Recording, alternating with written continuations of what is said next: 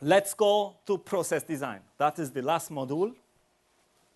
Now I have spoken about vector, cell line, media. Imagine a company has best vector, best cell line, best media, fulfills all these criteria. And then we give these 3 modules to 2 independent engineers.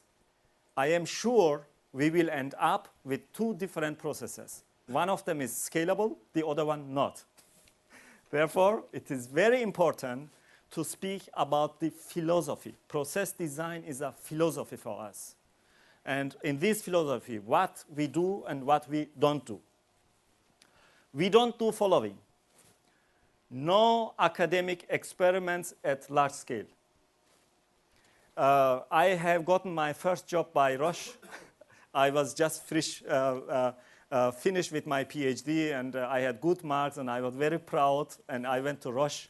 In the first week, my boss asked me, Mr. Cayli, do you know the KISS rule?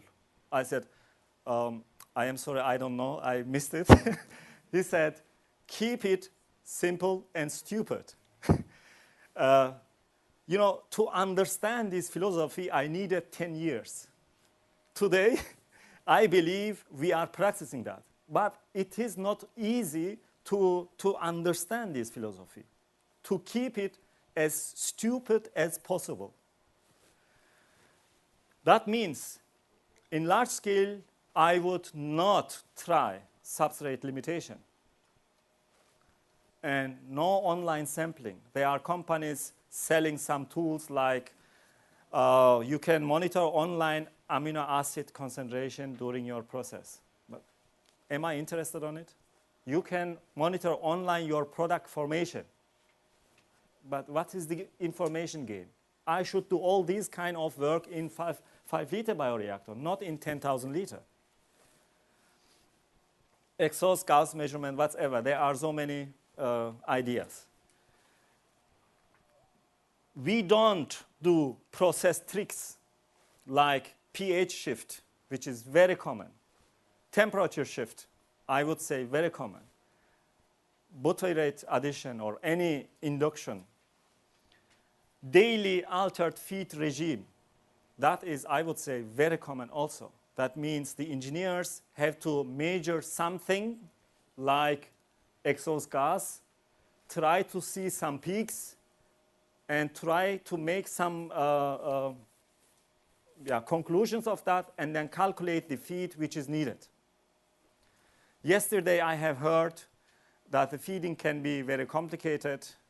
There was also a question about CO2 profile. Do you feed according to CO2 profile? Yeah, it is not here, but we can extend this list. And you can feed according to oxygen uptake rate. You can feed according to cell concentration. You can make it so complicated as possible, but it is not needed. Yeah. Okay, now what should we do?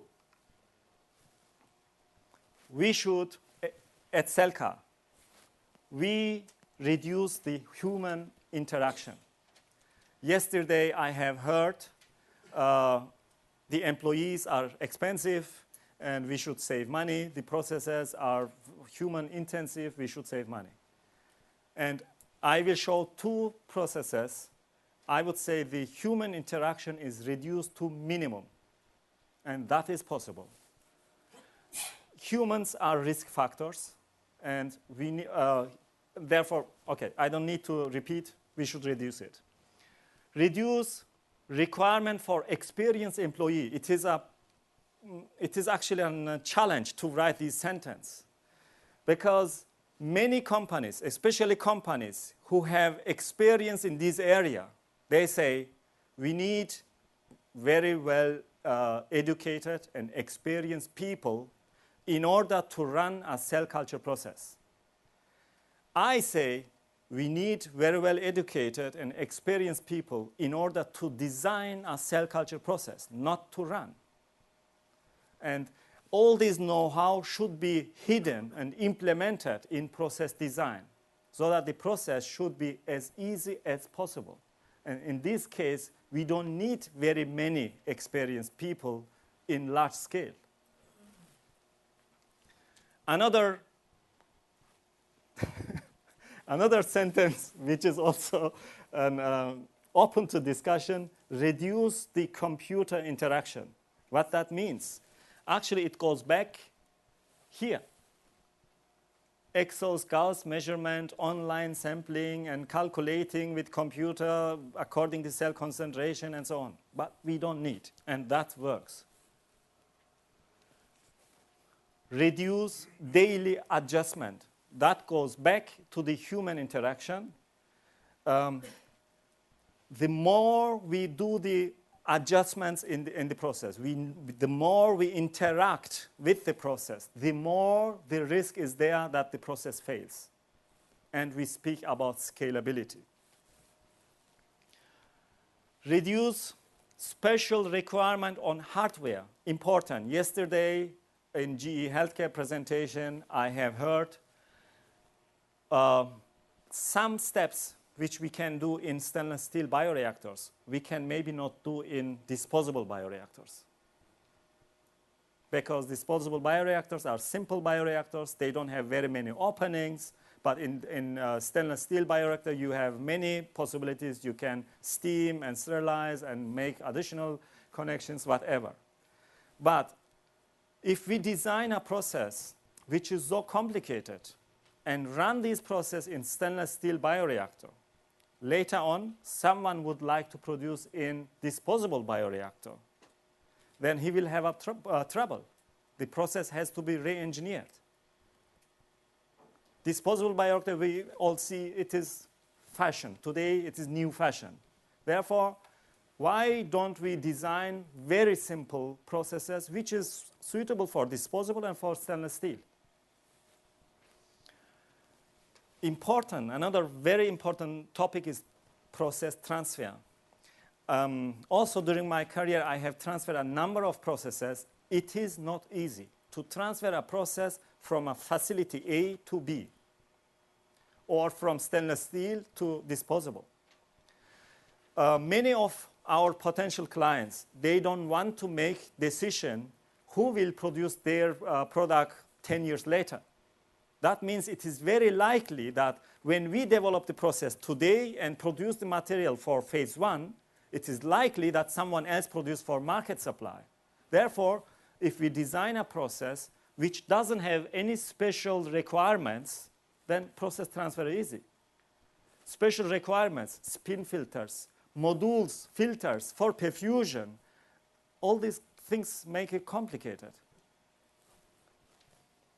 Now, with other words, just a picture, we design processes where we have 2 feeds. Actually, we have only 1 feed, but there are 3 amino acids which we cannot solve anymore there because we have extremely high cell concentration. Therefore, we have taken out these feeds here. We have 2 feeds. We add these feeds every day, and that's it.